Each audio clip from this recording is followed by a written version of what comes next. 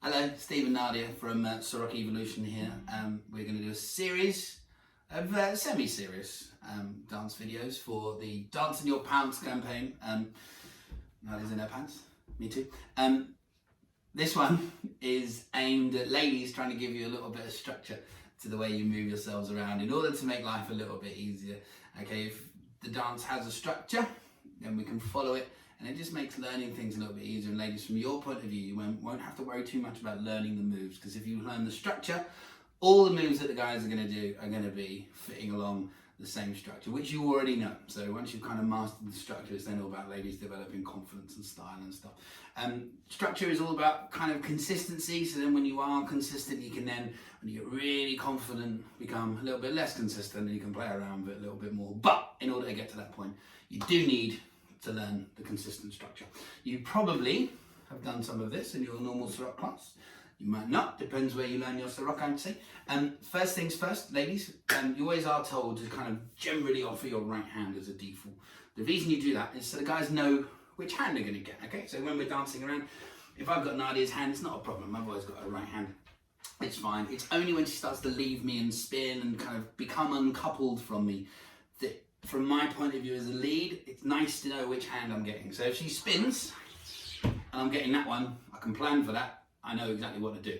If I don't know what hand I'm going to get, contingency plans need to be put in place. And frankly, who needs that? All right. So you need to be consistent in the fact that you kind of generally thrust your hand, your right hand anyway, at the guy. Okay. The next thing, ladies, is your feet, your footwork. What I'd like you to do is be consistent with what you do with your feet for the same reasons, so the guys know where your feet are. If you get to things like doing footwork like that, because I know that Nardiya always steps back with her right foot, I can do things like a mambo, confident in the knowledge I'm not going to boot her in the shins. All right, so ladies, what I'd like you to do is I'd like you to think about always stepping back with your right foot. You basically always start and finish with your right foot, which should happen naturally, because in between, what I'd like you to do is step in time to the music. All right, you understand there's a difference between musical beats and dancing beats. Musical beats like that, which I'd like you to step in time to the musical beats. Dancing beats happen every other musical beat. All right, so ladies, the way it will work is this: 4 beats in the bar. If you're doing a slingshot, it's 2 beats from there to there, dancing beats anyway, but 4 musical beats. That first one, ladies, is you transferring your weight over your left foot, and then on beat 2, you step with your right foot. Okay, so then after you've transferred your weight through your left foot, you're then basically stepping in time to the music. So what Nardiya will do is she'll go 1, 2, 3, 4, 1, 2, 3, 4 in terms of musical beats, but we don't count musical beats.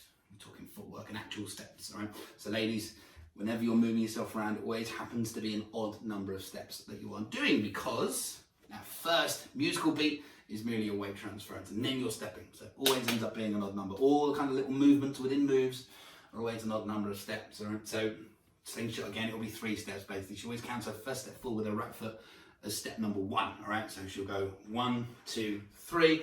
At the end of that movement, the other movement coming back the other way will be the same.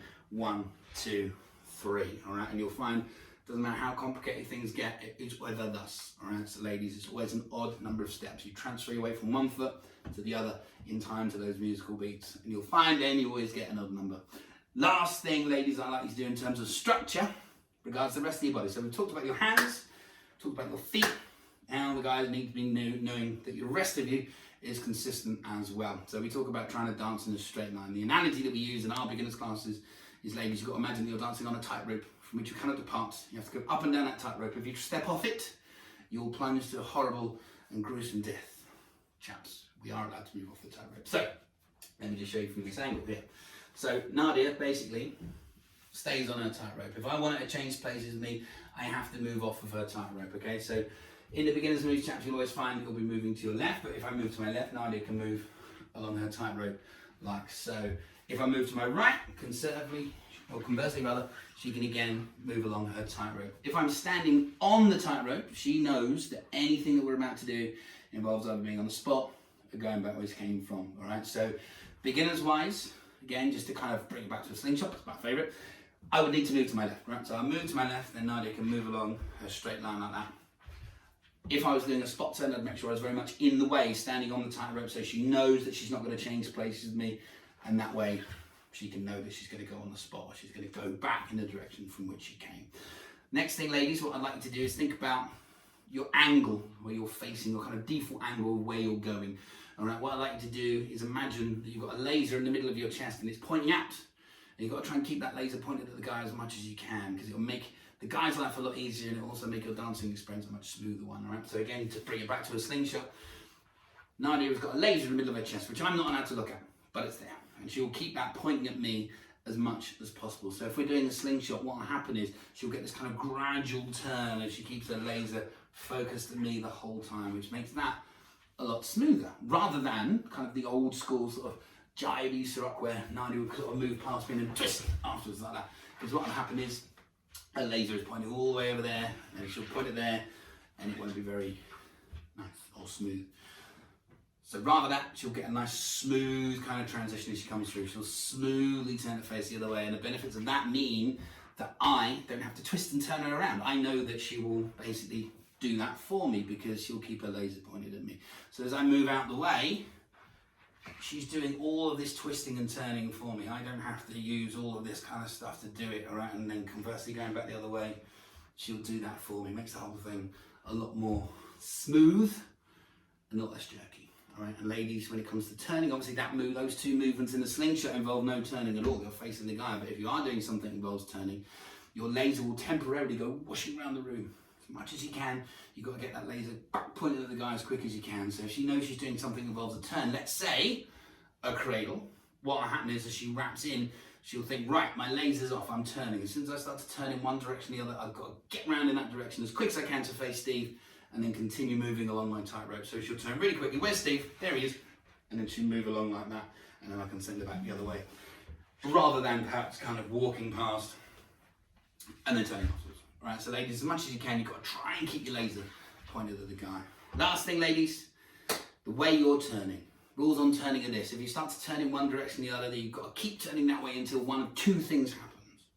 Either you come around to face the guy again, which is the most common, or until you can turn no more. All right, so the way Nardiya knows what way she's turning, she'll always follow her hand. All right, so if I'm doing a travelling return, say, what happens is I'll use my hand to guide, or more importantly, Nardiya's hand to guide her the way I want her to go. So I'm going to aim my hand towards her left ear.